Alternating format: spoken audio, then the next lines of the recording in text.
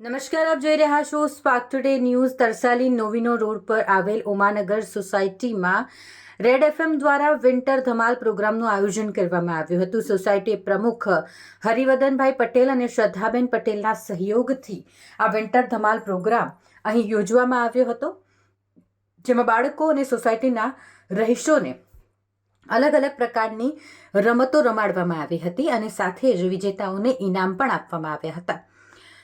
મુખ્ય અતિથિ તરીકે રેડ એફએમના આરજે જય પણ ત્યાં હાજર રહ્યા હતા. Super's 93.5 રેડ એફએમ થી છું આરજે જય and this is red winter ધમાલ જે ચાલી રહી છે.